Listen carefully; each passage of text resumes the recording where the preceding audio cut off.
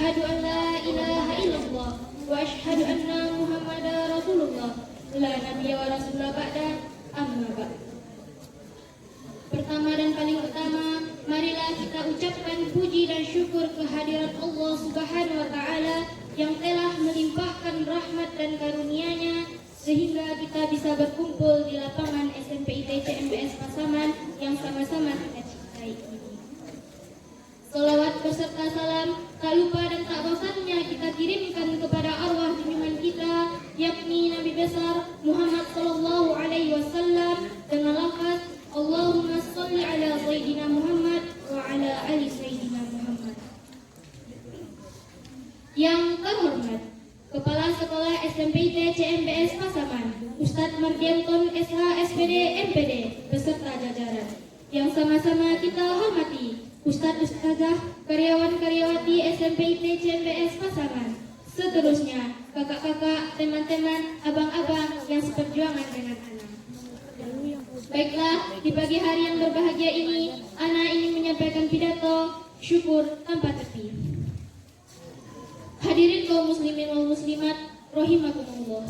Semenjak kita dalam kandungan ibu, sampai kita lahir ke dunia, sampai hari akhirat nantinya, surga ataupun neraka, yang namanya manusia tak pernah luput dari nikmat Allah Subhanahu wa taala. Kalau kita bicara tentang nikmat Allah, maka kita tidak terlepas dari 4 perkara yang harus kita ketahui selaku hamba Allah Subhanahu wa taala. Yang pertama, orang yang memberikan nikmat. Yang kedua, nikmat yang diberikan. Yang ketiga, orang yang menerima nikmat. Dan yang keempat, ucapan syukur terhadap nikmat yang diberikan. Hadirin kaum muslimin wal muslimat, rahimakumullah. Yang pertama, orang yang memberi nikmat. Siapakah yang memberi nikmat? Yang memberi nikmat ialah Allah Subhanahu wa taala. Dialah yang berkehendak menambah dan mengurangkan nikmat pada diri setiap insan. Kalaulah Allah berkehendak untuk menambahkan nikmat pada diri manusia, maka tak seorang pun yang dapat menolaknya. Begitu juga sebaliknya. Kalaulah Allah berkehendak untuk mengurangkan nikmat pada diri manusia, maka tak seorang pun yang dapat mempertahankannya.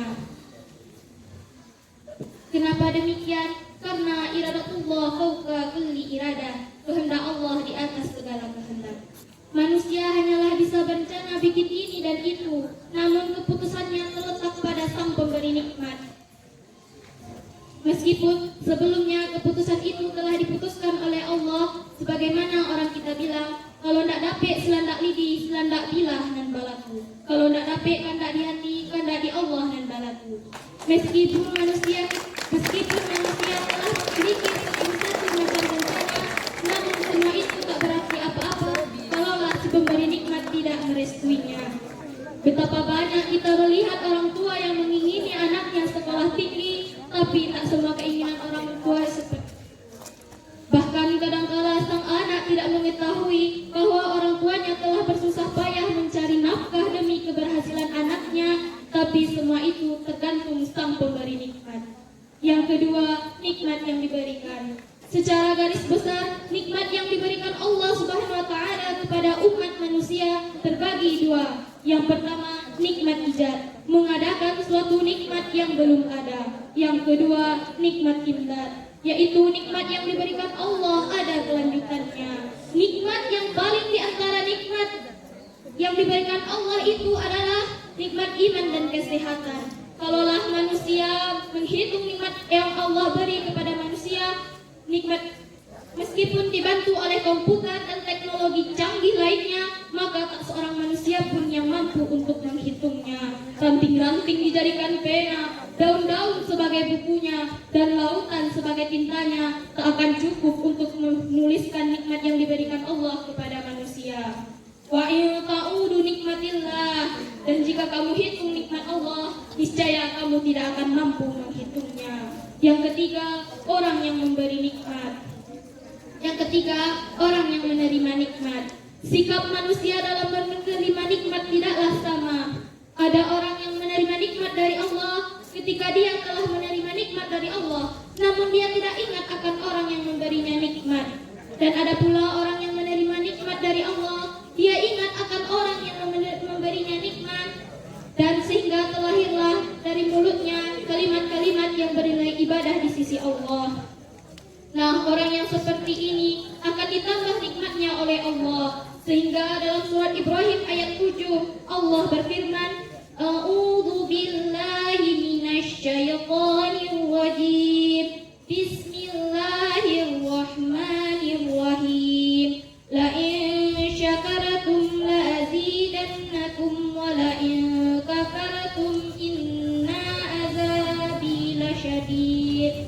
Sungguh jika kamu syukuri nikmatku, akan kutambah nikmat yang kuberikan kepadamu.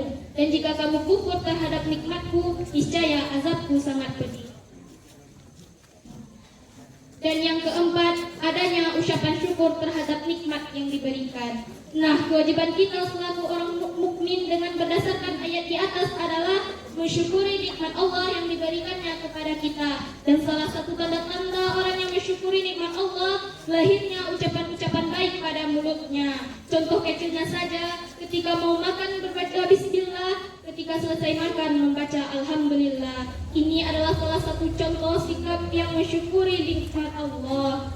Lafaz yang menyatakan syukur kepada Allah sangatlah banyak. Dan salah satu yang paling baik di antaranya adalah lafaz pujian, yakni alhamdulillah. Lafaz ini apabila dibaca oleh orang beriman, dia ringan pada lidah namun berat pada timbangan. Maksudnya adalah mudah diucapkan namun berat nilai ibadahnya di sisi Allah. Dan salah satu contoh lagi menandakan orang yang bersyukur kepada Allah adalah dia mau berterima kasih kepada sesama manusia ketika orang lain memberikan sesuatu yang bermanfaat kepadanya.